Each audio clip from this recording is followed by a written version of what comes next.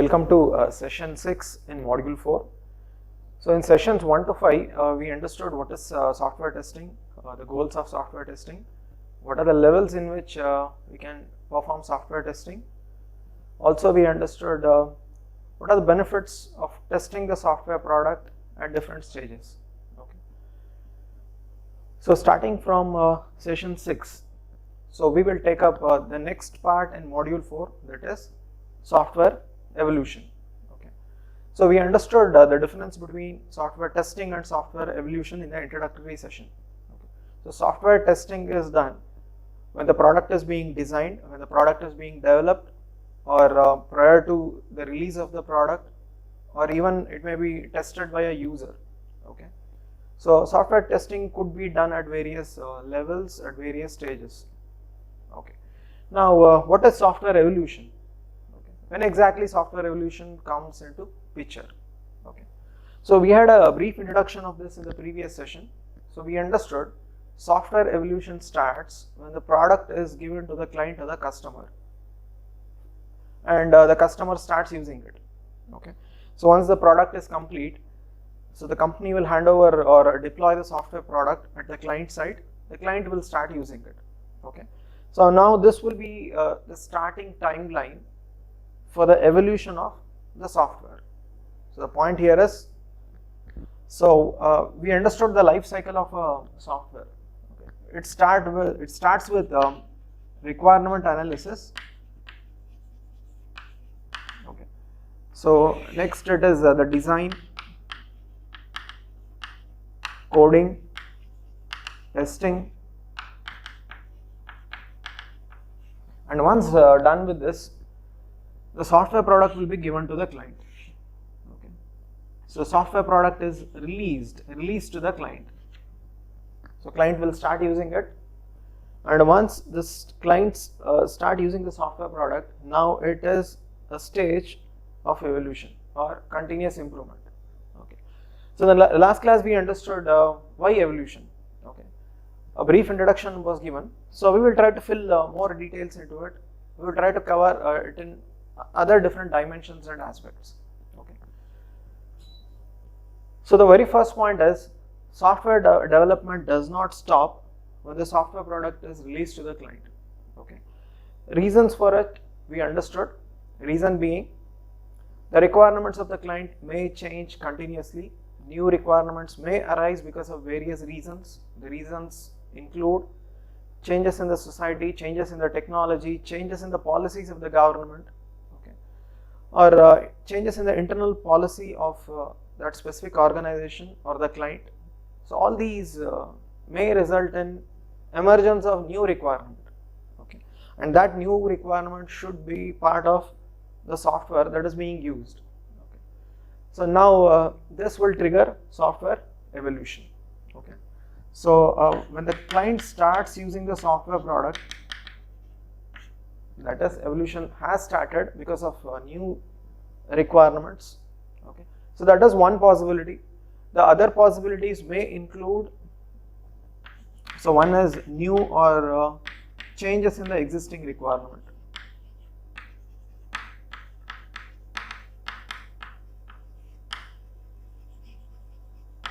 Okay. Now what are the other reasons? What are the other reasons that may trigger software evolution? Okay. So the other reasons can be like bugs or flaws in the system. A bug, a flaw, an error that was not noticed during software testing could pop up at this stage when the client starts using the software. Okay. Now if the bug or if the flaw is a major one and it needs to be addressed by maybe changing the design of the system, okay, not slight small modifications. We may need to go into the basic design of the software, and we may need to change the design of the software, meaning to say that changes are significant.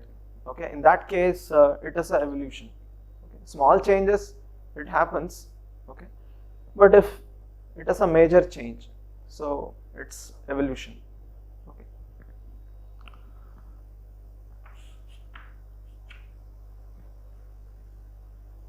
So these can trigger changes in the society, as explained, changes in the society or technology. Okay, so changes in the law, regulations, or laws or policies. See, all these things can contribute to new requirement that will result in evolution of the software. Okay. Now the next question is, okay, now the software should evolve, it should improve. The question is, should the software company go with a completely new software product because of these changes that are being depicted here, or should these changes be incorporated into the existing system, existing software that is being used by the software company? So we will try to understand which one is more appropriate, more suited, okay, more feasible. So should the company go with a completely new software product, or should it do the required changes, upgradations to the existing software?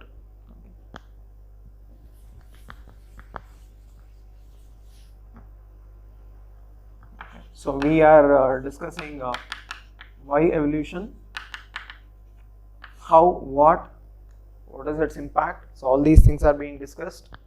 Okay.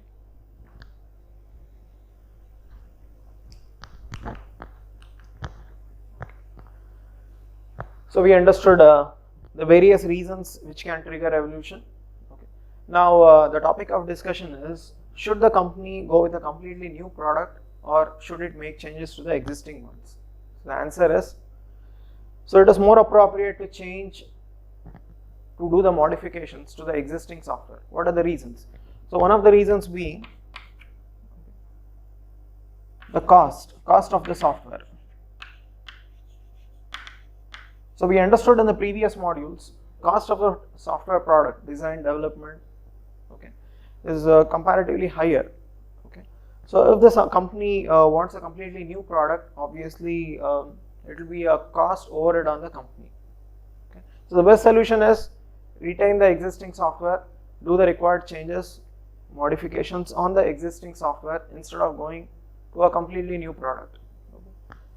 The second reason being time. So the time that it will take for a new software to be developed, designed, developed, and delivered to the client, obviously. So we need to have a window period during which this design, development, and delivery should happen, meaning that the client should wait for the new software product. Okay. Instead, it is better to go with the old software with the required changes or upgradations. Okay, so that is one of the reason. Okay, and also the time period. Okay, time period for which a software will be used. For example, a software was given to a client. Okay, now for what duration the software will be used? Is it for 6 months, 1 year? So the answer to this question is, typically a software product, software application will be used for more than a decade, okay, spanning across maybe 5 to 10 years, and in some cases where the software is very complex, like the air traffic control system, so it can go up to 20 or 30 years. So this is the lifespan for which a software has been designed and built. Okay, so it is not feasible, it is not convincing to scrap a software product which has been designed for this specific lifetime and go with a completely new product. It is also not cost effective and time convincing. Okay, so that is the reason evolution prefers modifying, changing the existing software rather than going with a completely new software. Okay.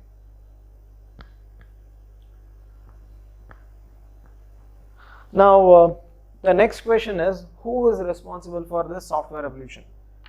So in the previous discussion we understood why evolution, its importance, significance. Also we understood when there is a need for a evolution, there is a need for a change, why we prefer to continue with the old existing software instead of going to a completely new software.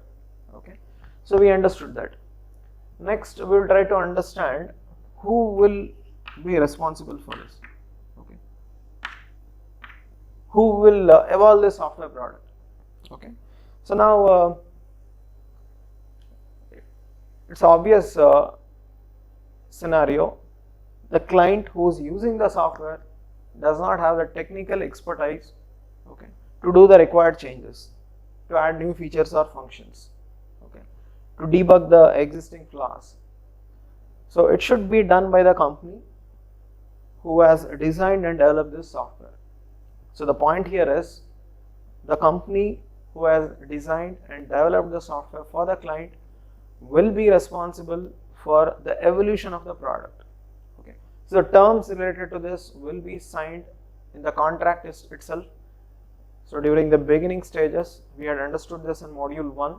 A legal contract will be signed between the client and the software company, and in that legal contract, the terms regarding evolution, okay, so it will be defined, and even the client will be charged for it. Okay, evolution, it is not like the software companies are doing this for free. Okay, and for your information, this is the part. Okay, so this is the phase in which majority of the software companies will benefit very much. Okay, because design and development can be maybe only for a few months or maybe a year, but evolution is spanning across decades. Okay, so the software companies can derive major benefits from the client during this period. So the answer to the question about who is responsible for evolving the software. So the answer to this question is, so it is the company, okay, company who has designed and developed the software. Now, is it the only answer? Is it the only alternative? Okay, or do we have some other alternatives? So other possibilities can be like maybe design and development was done by a specific company and a contract for evolution may be given to a different company. So this scenario can also happen because of various reasons. The reason may be the client is not convinced about the software company who designed and developed the product. There may be some conflicts, okay, clashes between the client and the software company. So this may result in the client choosing for an alternate company for evolving the software product. Okay. This does not usually happen, but still such a possibility can exist and does exist. So this was about software evolution and bioevolution. So we have explored these two topics, what is software evolution and why evolution, okay, and also who is responsible for evolving the software. So now we will take up the next topic, evolution versus servicing.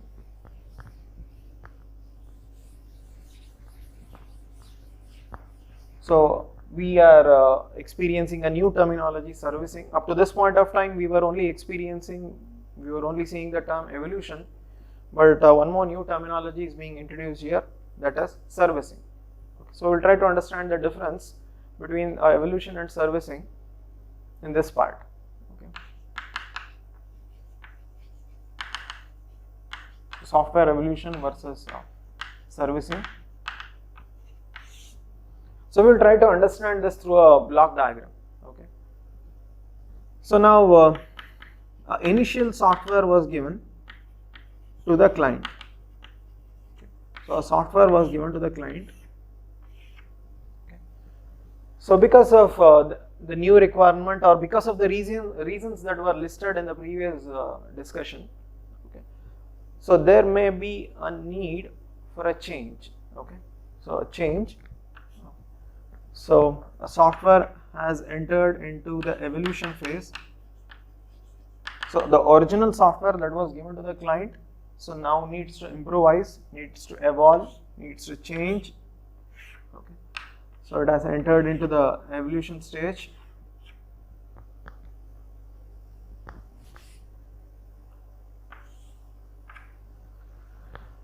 So this evolution is because of the proposed change. So we need to understand this. This is because of the proposed change. And one more add-on here is evolutions occur when the changes are significant. See, the proposed change is significant.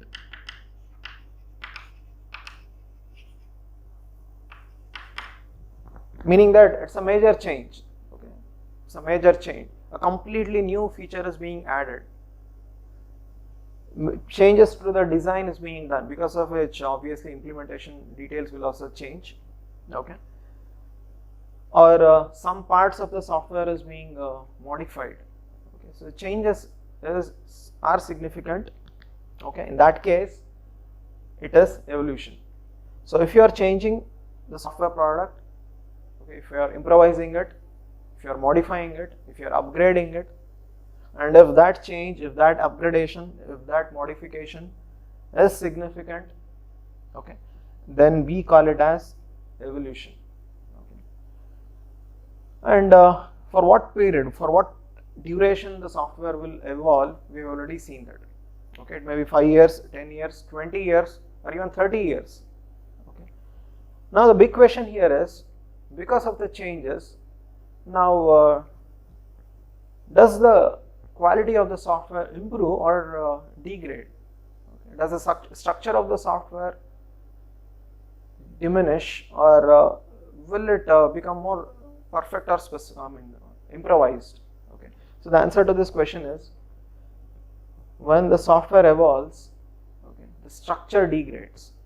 The reason being, there is a change in the design. Okay, design is changing. See, please note, when the initial design changes, so the structure of the software starts degrading. Okay, so we had planned the initial design based on our understanding at that point of time, based on the requirement at that point of time. Okay, so we had established, we had created various modules, interfaces. Okay, we had decided upon the communication path, patterns. Everything was done based on our understanding of the software product during the starting stages, and also based on the requirements in the starting stages. But now it is changing on a regular basis, it is evolving. Okay, this will definitely have an impact on the structure of the software. The structure will be degraded. Okay, so continuous changes, continuous improvements, evolutions will have an impact on the design, and that results in the degradation of the software, and it will reach to a point where further changes cannot be accommodated. Okay, so maybe after 5 years, after 10 years, okay, maybe after 5 to 10 years, okay, after this specific timeline, you are trying to change a software. Okay, you are trying to make a significant change, and that is not accommodated. Okay. In that stage, so you will drop the idea of making major changes, and if any changes needs to be done, it is only a major change, minor change, and we call it as servicing. Okay, software servicing.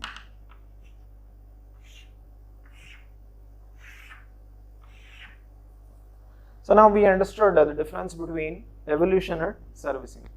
So in servicing, it is only small changes. So the difference between evolution and servicing is, evolution is because of a significant change, complex change, major change in the software, and because of these major changes over a period of time, the structure of the software is degraded, and you cannot go with further major changes.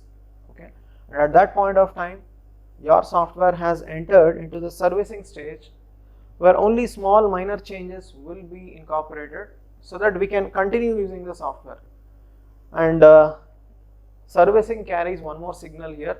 The thing is, it is time for the software to retire, okay, or it is time for the software to be replaced, okay, with a new software. Okay, so that is a message in this phase, in servicing.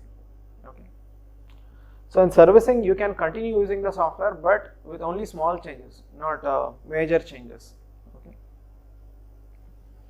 Okay, we will use the software for a period, maybe some 6 months, 1 year, with small minor changes. Okay, and if no more further changes can be incorporated, and if the software is not serving the purpose of the client at that point of time, so definitely now it is the time for retiring this software, for replacing this software, and we call it as phase out. Okay, so the last one.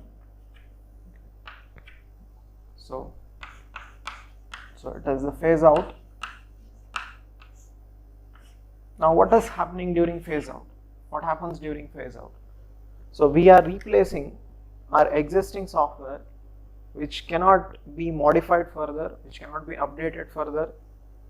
The update may be a significant one, larger one, or the change or modification could be a smaller one. So we cannot do it because of various reasons.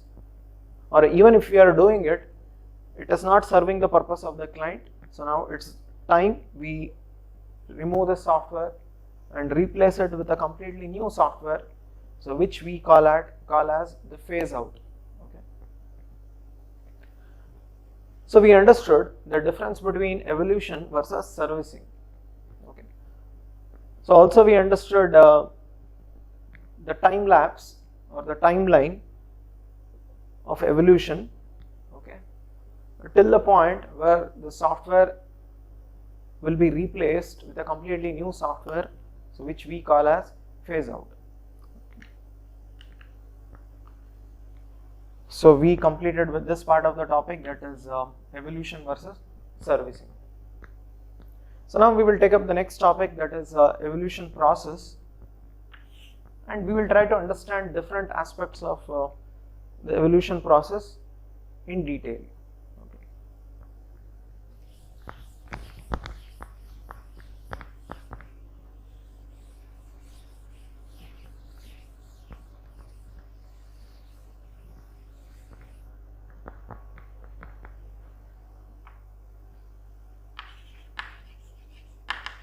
So now software evolution process.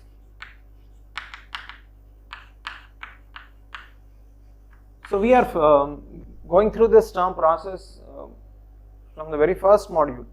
So process is something that has a starting point, a set or a sequence of steps, and an end point. Okay, so that is a process. So now evolution is also a process, meaning that there is a starting point, a series of changes or steps, and there is an end point. Okay, so what is that already we have seen? We will try to increase the detailing of it. We will try to add more knowledge, more information about it, okay, in this discussion. So now evolution process or the software evolution process can be of two types. One is informal. So informal evolution, where the changes will be indicated, okay, in an informal way. Now the first question is, who is indicating the changes? So it is a client. How they are indicating or informing the changes to the software company? So it is in an informal way. Okay, maybe it is through a casual conversation. Okay, so maybe a client is informing the software company, okay, please do these changes. Okay, through a conversation. They do not follow any formal process or formal set of steps in planning the change and informing it to the company. It is informal through a conversation, so that is informal. Okay. Next, it may be a formalized process.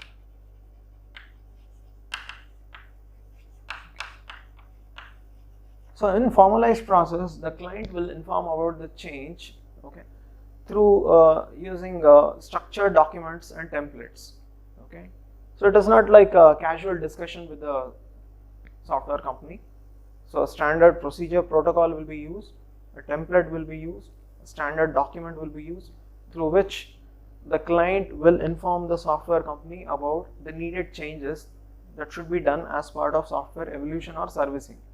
Okay, so there are two ways into it. Okay, there are two ways of informing the required changes by the client to the company. Okay, so So we'll try to understand the evolution process. And evolution is not a one-time activity. It is iterative. It keeps on happening. Okay, because evolution itself is spanning across very larger time span. Okay, just now we saw in the previous discussion. Okay, so evolution can happen or it can span across decades. So meaning that it is iterative. It repeats. How it repeats? Okay.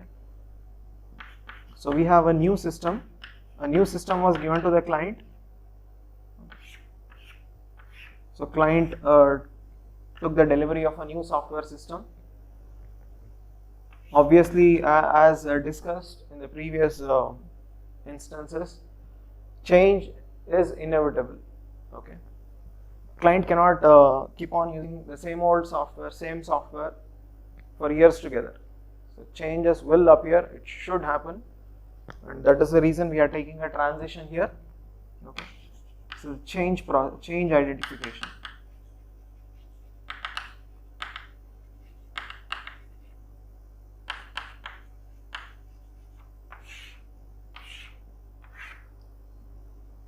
So as per the discussion we had in the last moment, there are many reasons because of which changes may happen. Okay, and those changes will be identified by the client with the help of the software company. It will be informed either through a formal process or informal process. So as per the discussion we had in the previous instance. Okay, so the identified changes will be put in the form of a proposal.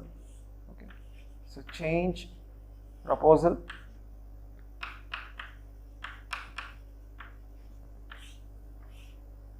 So how this proposal will be, we will see in the next instance. Okay, so this identification of a change and the proposal for the change will result in software evolution. So this has resulted in software evolution process. Okay.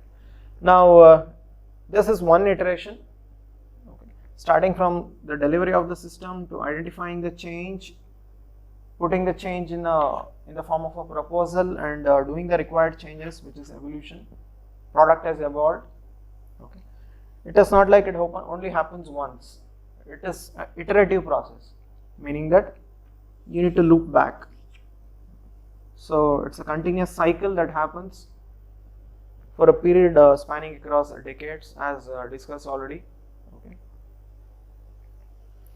So to summarize, software evolution is part of the process where when the software is being used by the client, new requirements may emerge.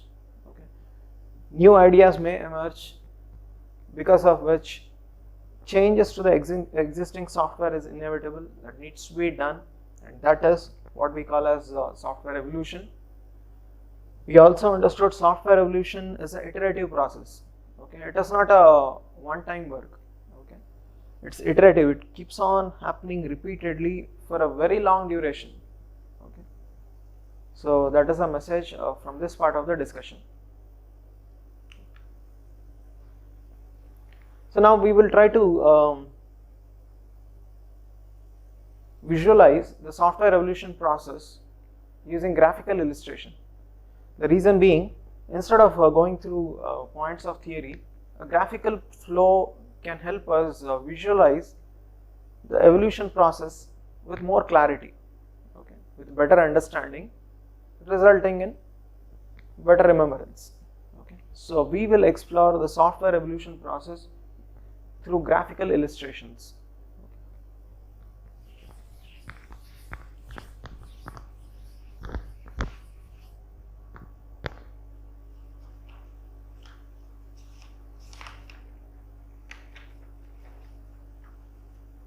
Okay, so now it all starts with the request for a change. So that will be the very first stage.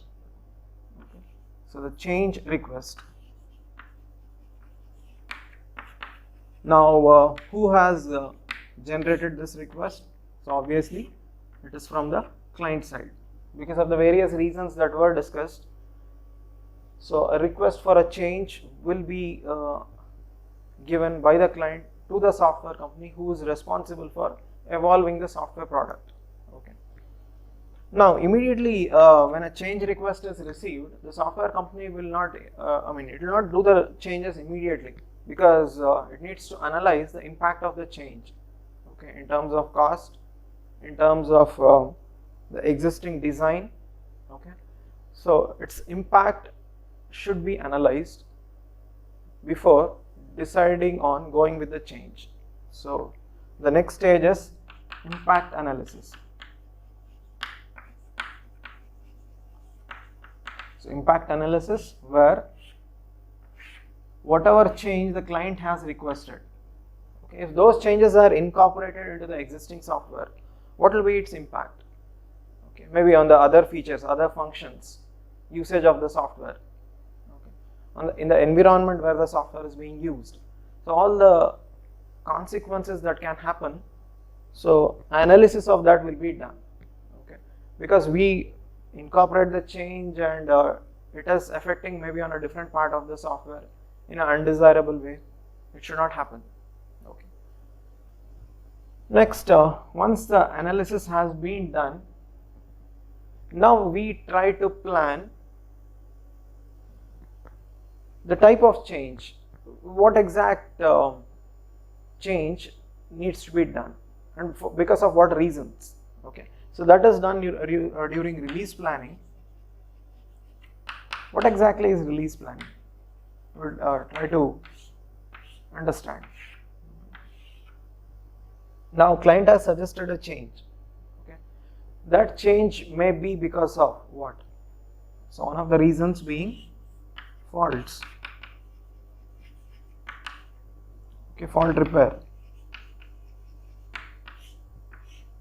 So as already explained, a major flaw in the system triggers the need for changing the existing software, okay, changing a part of the existing software, changing a feature, function, okay. So faults in the existing system may trigger the changes. And what are the faults? How these faults should be addressed? So a planning of it will be done in release planning. So at this stage, okay. So we are graphically depicting the software evolution process, starting from the point where the change was requested to the point where the change will be incorporated and released to the client. So what are the different stages? What are the different steps? So that is being conducted as part of the process. So that is what we are trying to understand. Okay. So change may also be because of platform adaptation.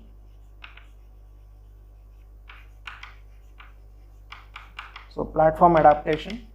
What is platform adaptation? I'll give you a small example. Okay. Now assume that a specific banking software was installed, okay, on Windows 8. Okay.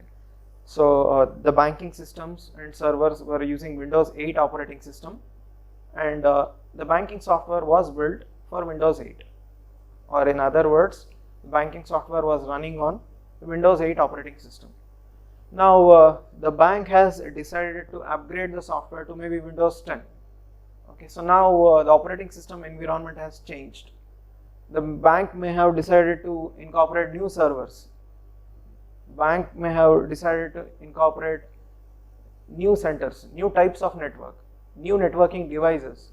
Okay, so that obviously will trigger changes to the existing software, banking software that is being used in that specific bank. Okay, so changes to the platform, it may be a hardware, it may be a software, it may be operating system, okay, it may be a dependent software. So any changes should have reflections on the existing software. Okay, so what is that will be planned during release planning. Okay, Changes may even happen in the system environment.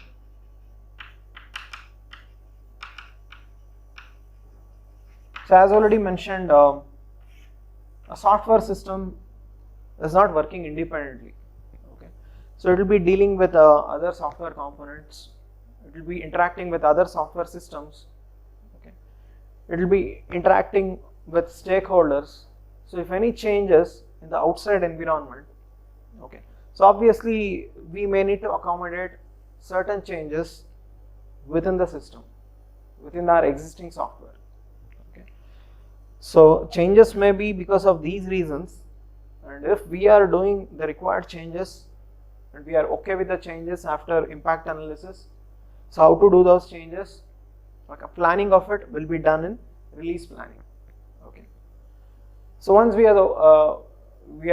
are completed release planning, so we will go into change implementation, meaning that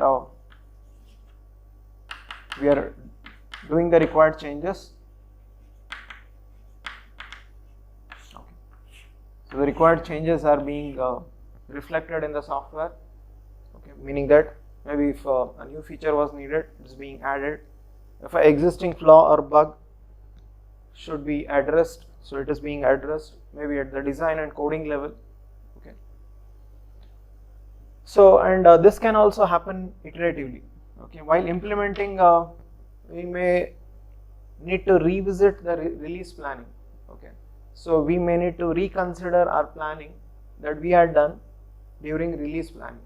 Okay, so it is an iterative process, meaning that we need to loop back from change to release. Okay, so and once done with doing the required changes in change implementation, so now the software will be released to the client, so which we call as the system release.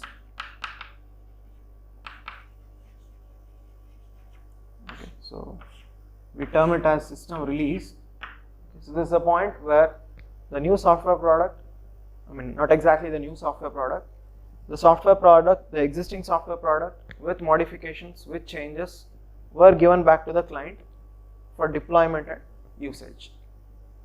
So this is a process, of software evolution where a change that was suggested, that was requested by the client is being incorporated into the system, and it is being released back to the client. Okay. So we understood there are a few steps. Okay, it's not a one-shot process. There are few steps or stages in between. Okay, so what are those stages? What are those steps? We understood, and we also understood change will not be done immediately. A client is giving a change. A client is indicating a change. It does not happen instantly. So analysis of that will be done. What will be the impact of this change on the existing software? Okay. Will it impact any other modules, any other subsystems? Okay. And in what way? All these things will be analyzed, and only if it is convincing, if it is acceptable, if it does not cause any degradation of other parts of the software, so then we will come out with release planning. So release planning has a blueprint of what type of change and how it should be done. The same will be reflected in change implementation, and once done with it, the existing software with the required changes will be released back to the client. Okay. So this was a software evolution process. So now we have one significant stage which has been compressed, okay, as one small step. What is it? Change implementation. Okay, so change implementation has few more steps which we will be elaborating or detailing in the next illustration. Okay, so this was software evolution process. We understood the different steps or stages. In that, one of the major step or stages change implementation. Now we will try to visualize what are the different steps or stages within change implementation. Okay, So change implementation has few smaller stages within itself. What is that? We'll try to explore.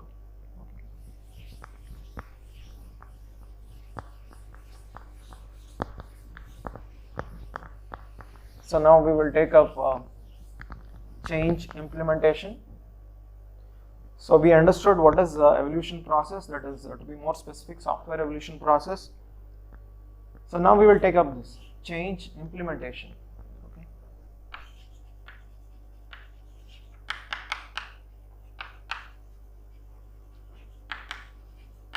So change implementation was a step in software evolution process, but it is having some stages, okay, some set of steps. What is that? We are trying to explore it. Okay. So the proposed change after doing the analysis and planning has been taken into consideration. Just now we saw in the previous instance, in release planning, how this changes should be done, where the changes should be done. So all those things will be planned in a meticulous way, in a detailed way. Okay. And we have a change proposal. We need to implement it. Okay. So how it is done, we are exploring it. Okay. So we know what is the change and how it should be done. Okay. So now we will gather the requirements for it. Okay. So for doing this change, we need few requirements. Okay. What are those requirements? So that will be identified as requirement analysis. So we understood this is the very first stage in software engineering, collecting the requirements from the client. Okay. So we are following the same philosophy here. We need to do a change, and for that change, what is the requirement? We try to understand. Okay. We try to understand that. Okay. So we consolidate those requirements. And once we are done with this, we go with the development. Okay.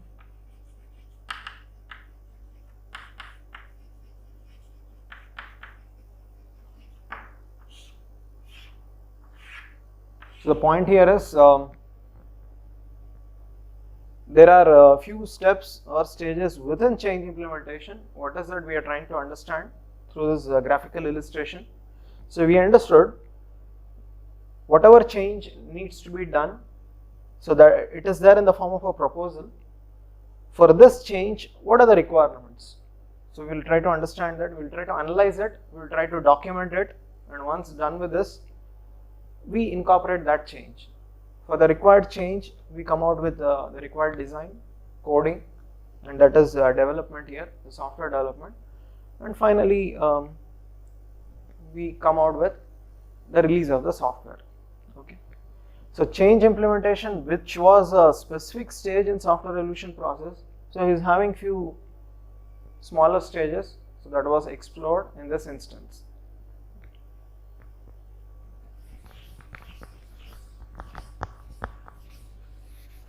So now in the previous two instances, we saw evolution process.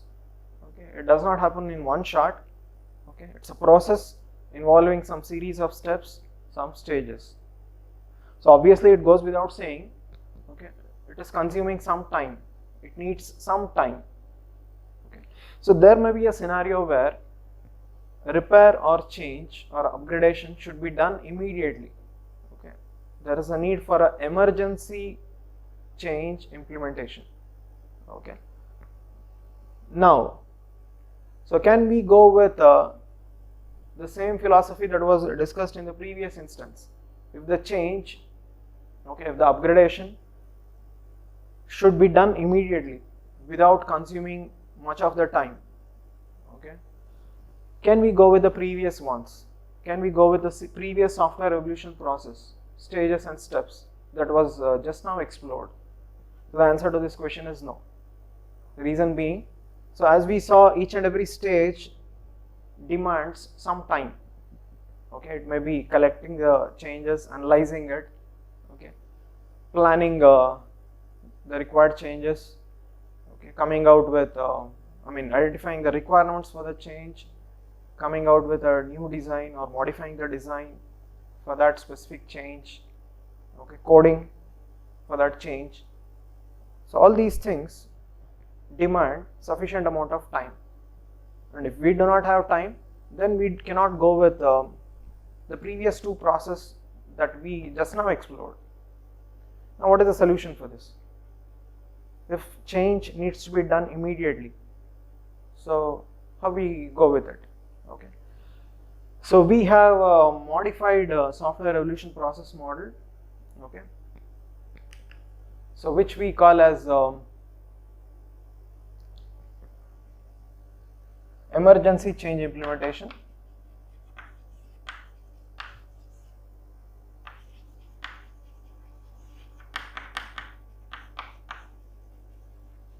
So we call it as emergency change implementation. Okay. Well, now what is the mechanism here? Okay. What exactly we do here? So now we have a change request from the client. So the starting step is the same. Okay. But the only change here is this change request is that of emergency in nature. Okay, it needs to be done immediately to the existing software. Okay, else it will have a consequence. Okay, for the company, for the client. Okay, so now if the change needs to be done immediately, so now what will be the change in the process? Okay, so we will bypass all the other stages. So what we will be doing is we will take this request and immediately we will go into the source code. Directly we will go into the source code. Okay. We will analyze the part of the source code that needs to be changed to reflect this new change or new requirement. Please note, we are bypassing all the other stages and directly we are going into the implementation, and in implementation also directly into the source code part. Okay. And after understanding which part of the source code needs to be modified, okay, for reflecting this change, just do it. Just modify the source code. So modify the source code.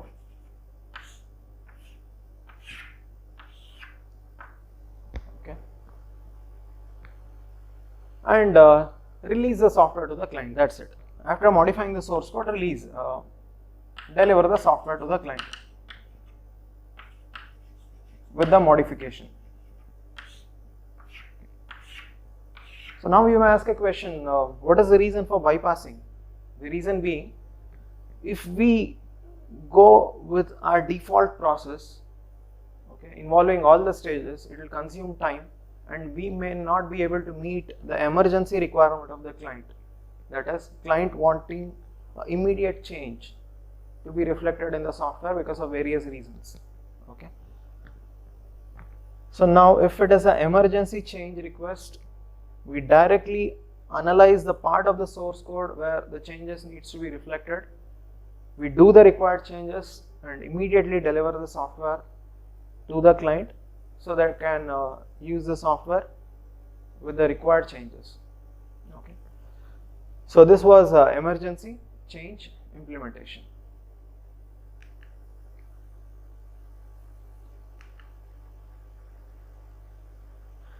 So now, what are the reasons because of which emergency changes may be requested? What are the reasons? Are there any specific reasons? So yes, the reasons being, so now we are trying to understand why an emergency change request may arise. So one of the reasons may be serious faults in the software. So serious faults. Serious faults in the software that needs to be repaired immediately, without which the required features or functions cannot be used by the client. Okay, so serious faults, it should be addressed immediately. Okay. See, if there were some minor flaws, the client can continue using the system or other parts of the system. But if it is a serious fault, so definitely using the software in the normal scenario will not be possible. Okay. The second possibility may be because of changes in the environment. So changes in the software environment.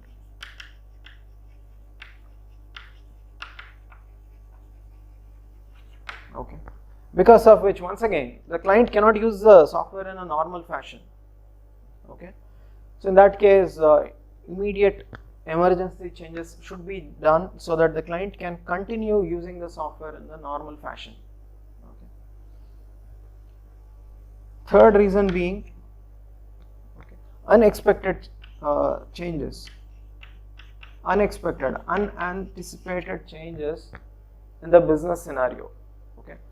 New competitions, new legislations, new policies from the government, which should be immediately reflected in the existing software. Okay, because if the government has changed a policy, okay, and if it is being expected to immediately reflect on the new policy in the software, it should be done. Okay. So these type of unexpected events can also trigger emergency changes in the existing software. These changes should be incorporated immediately so that the client can continue with the normal working of the software without any major disruptions. In that case, the change will be treated as an emergency change and it will be done immediately, bypassing all the default stages that we have in the software evolution process. Okay. So this was software evolution, where we understood once a product is given to the client, okay, it is not like the product will remain the same for a period of time, okay, or for a duration, or till the last date when and where the client is using the software. So change is constant, change should happen, change will happen. Okay. So we understood what are the various reasons that may result in evolution of the software. We understood that in the section why evolution. Okay. We also understood who is responsible for evolving the software. So we understood the difference between evolution and servicing. Okay.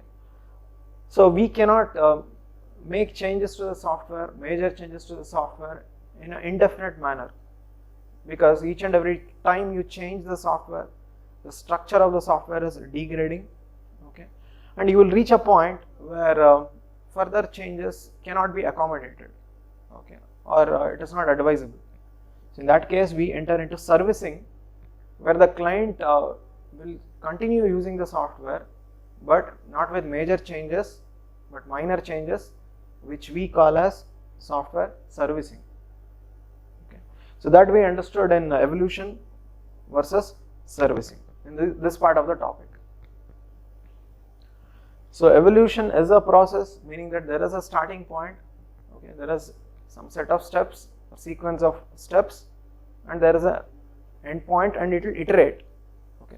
So we understood that in the software evolution process, one of the major stages in software evolution process is change implementation. So we understood what are the different stages within change implementation. Also, if the changes needs to be done immediately, so it's an emergency event. Okay. So now, what is the plan? Okay, how we manage with the evolution? Okay, so that we understood under emergency change implementation.